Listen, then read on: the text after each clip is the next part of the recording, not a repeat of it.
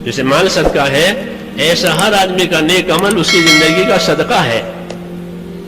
اس کا جتنا یہ اخفا کر سکتا ہے، ہاں پوشیدہ کر سکتا ہے، یہ اس کے اظہار سے بہتر ہے. اظہار تو ضرورت کے لیے کرنا پڑتا ہے. جیسے فرض نماز جماعت سے پڑھی جائے گی، فرض ہے کہ اظہار کر کے پڑھو تاکہ اور لوگ بھی پڑھیں. ورنہ کہ اپنی نیکیوں کو ایسے چھپاؤ جیسے اپنے گناہوں کو چھپاتے ہو. لوگ اپنے گناہوں کو، اپنے غلطیوں کو، اپنے کمزوریوں کو چھپاتے ہیں تاکہ ماحول میں رسوائی نہ ہو.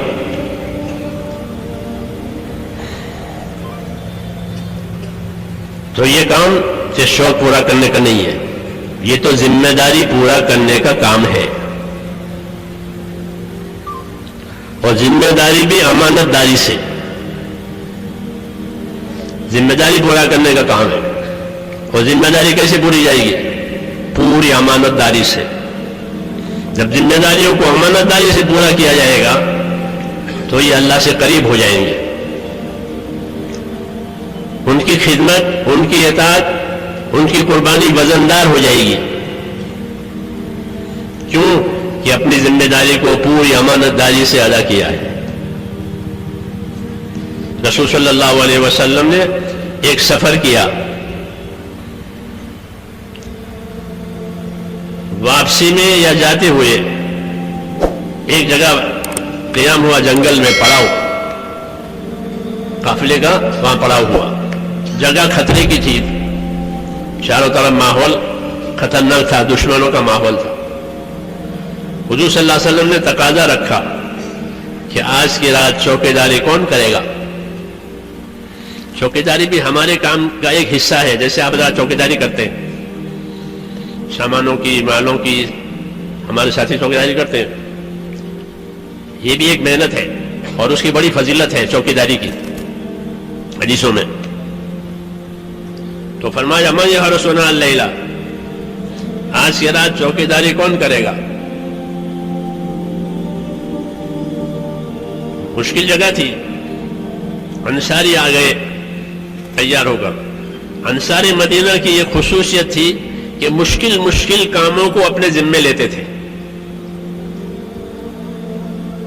مشکل کام یہ نہیں کہ عزت کے کام، شہرت کے کام، آسان کام کہ نہ، جو کام کٹھن ہو وہ اس کو لیتے تھے. یہ ان کا مزاج تھا. یہ سماج دین کے کام کرنے والوں کے لیے سبق ہے. کٹھن کام اپنے ذمے لو، طبیعت اطاعت کی بنے گی اور کام ہو جائے گا. مشکل کام، اعزازی کام نہیں، یہ کام اعزازی نہیں ہے. حضور نے فرمایا انصار مدینہ کو میں جانتا ہوں کہ ان کا مزاج ہے. انصار سے کہا تمہارا مزاج ہے، میں تمہیں جانتا ہوں کہ تمہارا مزاج یہ ہے کہ تکثرون عند الفزع وتقلون عند الطمع. یہ کوئی کٹھن کام ہوتا ہے، مشکل معاملہ ہوتا ہے تو اس کو ادا کرنے کے لیے اور پورا کرنے کے لیے تم سب سمیٹ کر کے آ جاتے ہو کہ اس کے لیے ہم حاضر ہیں، بتائیے کیا کرانا ہے. یہ وفاداروں کی شان ہے. یہ شان وفاداروں کی ہے، ہاں کہ ہم وفادار ہیں. تو فرمایا کٹھن کام یہ اپنے ذمے لیتے ہیں. اور کوئی میٹھا معاملہ ہوا، ملائم معاملہ ہوا تو چھوڑ دیتے ہیں. یہ میٹھا معاملہ ہے، ملائم معاملہ ہے، کوئی اور کر لے گا. بحرین سے مال آیا، پوچھا کیا کرنا ہے اس کو؟ انصار نے عرض کیا کوئی بات نہیں ہے، مہاجرین کو دے دیجئے. ملائم معاملہ ہے، میٹھا معاملہ ہے، رقم آئی ہے تو کس کو دیں؟ مہاجرین کو دے دیں. اور خندق کھودنی ہے تو کہ اس کے لیے ہم ہیں. انصار کی جماعت 10 آدمیوں کی جماعت بنائی تھی خندق کھودنے کے لیے. خندق کھودنے کے لیے 10 آدمی کی جماعت بنائی تھی اور ناپ کا زمین دی تھی کہ یہ آدمی یہ اتنا کھودے اتنا کھودے. جو انصار کی جماعت کھودتی تھی، جو اپنے حصے کی جماعت وہ پورا کر چکی اور کھود لیا، تو اب کہ چلو کون سی جماعت ہے جن کا کام بھی پورا نہیں ہوا ہے ان کی مدد کریں گے، ان کا ہاتھ بٹائیں گے. یہ نہیں کہ ہماری زمانے تو ہم نے کام کر لیا. یہ کٹھن کام اپنے ذمے لیتے تھے. یہ سبق دیا ہے دین کی نصرت کرنے والوں کو کہ اعزازی کاموں میں آگے رہیں اور مشکل کاموں میں پیچھے ہو جاویں کہ اس سے دین کو ترقی نہیں ہوگی اور ان کی تربیت بھی نہیں ہوگی. دونوں باتیں نہیں ہوگی کہ ان کی ترقی بھی نہیں ہوگی اور تربیت بھی نہیں ہوگی. کیوں کہ سہولت سے کرتے ہیں, سہولت دیکھتے ہیں, سہولتیں کریں کہ ایسا نہیں, عزیمت سے کریں پھر اللہ کی مدد آئے گی. تو وہ میرا قصہ کہ حضور نے فرمایا آج کے رات چوکی داری کون کرے گا؟ تو انصاری آ گئے, یہ جی میں کروں گا چوکی داری.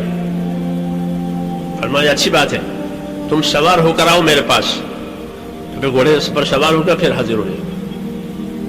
پھر وہ آپ نے بتایا یہ جگہ ہے کہ یہاں چوکی داری کرنی ضروری ہے, یہاں نگرانی کرنی ضروری ہے. جب جگہ بتا دی کہ جگہ سے ہوشیار رہنا, جاؤ, ہدایت دے دی. چلے گئے. رات گزر گئی. صبح کی نماز کا وقت آیا تو جناب رسول اللہ صلی اللہ علیہ وسلم لوگوں کو نماز پڑھانے کے لیے تشریف لائے. آپ نے لوگوں سے پوچھا تمہارے سوار کا کیا حال ہے, کوئی خبر ہے؟ لوگوں نے کہا ہمارے پاس تو ابھی ہمارے سوار کی کوئی خبر آئی نہیں ہے, بس وہ رات کو گئے ہیں. پھر آپ نے نماز پڑھائی. نماز سے فارغ ہونے کے بعد فرمایا کہ تمہارا سوار آنے ہی والا ہے. اتنے میں وہ جھاڑیوں میں سے آتا ہوا نظر آیا, جنگل میں سے, اور آ کر کے سامنے کھڑا ہو گیا سلام کر کے. حضور صلی اللہ علیہ وسلم نے پوچھا, کیا پوچھا؟ یہ نہیں پوچھا خیریت ہے, رات کیسے گزری, یہ نہیں پوچھا. تربیت کی باتیں ہوتی ہیں. یہ پوچھا کہ یہ بتاؤ رات کو اپنے گھوڑے پر سے اترے تھے؟ یہ پوچھا. حل نزلتا, رات گھوڑے پر سے اترے تھے؟ عرض کیا بالکل نہیں اترا, ساری رات چکر دیتا رہا. نماز کا وقت آیا, صبح کی نماز کا وقت, اس کے لیے اترا تھا. پیشاب کی حاجت ہوئی تھی, اس کے لیے اترا تھا. باقی پوری رات اپنے گھوڑے پر رہا اور اپنے کام میں مشغول رہا. یہ کارگزاری دی. جب انہوں نے یہ کارگزاری دی تو کیا جواب ملا؟ کارگزاری کے جواب میں یہ ملا قد اوجبتا, آپ نے اپنی جنت واجب کر دی, جاؤ.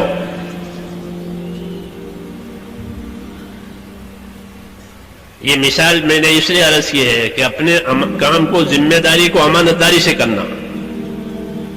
یہ پوری امانت داری سے کام کیا ہے. رات بھر اپنے گھوڑے سے نہیں اترے.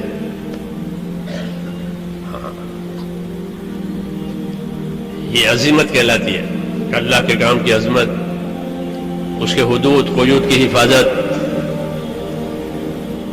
اس لیے ایک ہی رات میں اتنا انعام مل گیا کہ آپ نے اپنی جنت واجب کر لی. یہ سبق ہوتے ہیں ہمارے اللہ کے کام کو کہ پوری امانت داری کے ساتھ, پوری ذمہ داری کے ساتھ کیا جائے گا. کوئی دیکھے نہ دیکھے, کوئی پوچھے نہ پوچھے. کہ اللہ تعالیٰ بندوں کے اعمال کو خود دیکھنے والے ہیں. قُلْ اعْمَلُوا فَسَيَرَى اللَّهُ عَمَلَكُمْ, کام کرو اللہ تمہارے کام کو دیکھے گا. حساب کتاب اللہ کے ہاتھ میں ہے. اس لیے اللہ تعالیٰ کا دین, کہ اللہ تعالیٰ کا دین امانت ہے. ایمان دیا ہے تاکہ اس امانت کو ایمانداری سے ادا کریں. اس لیے اللہ نے ہم کو ایمان کی دولت دی ہے کہ ایمان ہی ایسی چیز ہے جو امانت داری سے کام کرواوے. ایمان ہی ایسی چیز ہے جو اللہ سے ڈرا کے کام کرواوے. ایمان ہی ایسی چیز ہے کہ کسی کے بھلے برے کہنے کی پرواہ نہ کرے.